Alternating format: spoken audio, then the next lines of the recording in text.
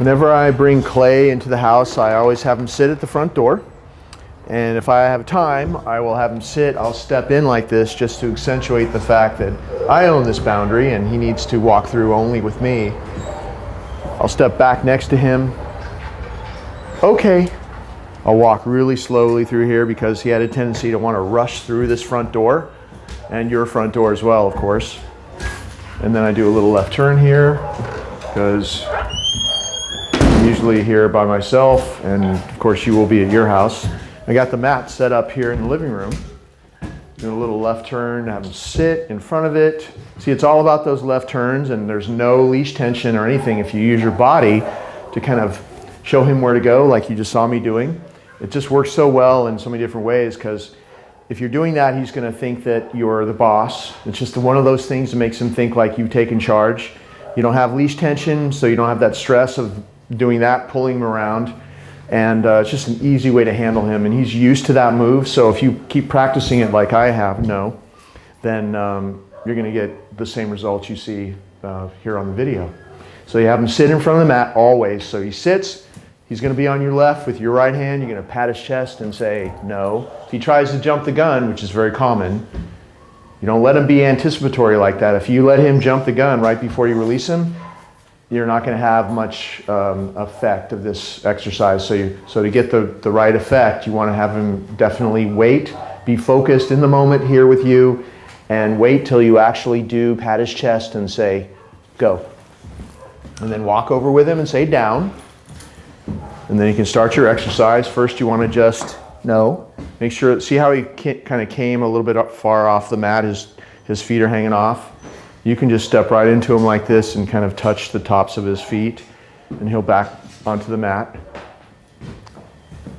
And then you can, no. Good, give him the reward on the mat. He's not allowed to touch your hand. Make sure he's not trying to take the food out of your hand. He needs to stay calm, wait for you to, no. Wait for you to put it on the mat, no. Good, just like that. He's a little bit extra jumpy because we have a camera person here, which we usually don't have. And then you can start doing simple things like just a simple downstay, which is to walk around him. Whatever he does on this mat here will carry over to what happens in real life, and that's why he has a great downstay after a few weeks of doing this here. He has a great downstay out in public as well, because as soon as he gets it here, you start practicing it out there, and he can do it anywhere now. Good. Make sure he waits until you withdraw and he takes it off the mat. So once he's calm and he's doing this acceptably, where you're walking around him, you're holding the leash and you're staying close, but you walked away from him, rewarded him. Good. Walked around in both ways, rewarded him. Then you can start doing things that are a little bit tougher for him to handle, like dropping the leash, and I'm going to go behind the camera person into the back of the kitchen and come back and reward him. Good. I'm going to go back here. There's a hallway door. I'm going to go into the hallway, close the door behind me. If he's not allowed to do that, so you say no. And one way is just to do this, okay, and put him back.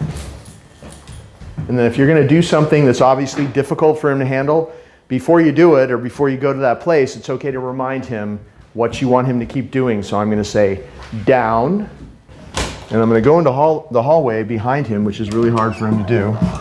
Close the door, knock on the door. Good. And he handled that. And then I come back in front of him. Everything ends right here. Wherever you go, you come back here in front of him. Always the same. Good. He always waits until you put it on the mat and he takes it off the mat. See how he's inched forward again? You can just sort of walk into him, touch his tops of his feet with your shoes, and he'll just back off. You're not like causing pain or anything. You're not stepping on him hard. It's just touching the tops of his feet and he'll pull back. So now I'm going to do something that's even more difficult for him to handle. I'm going to go outside, knock on the door, ring the doorbell, and do some other things. Down.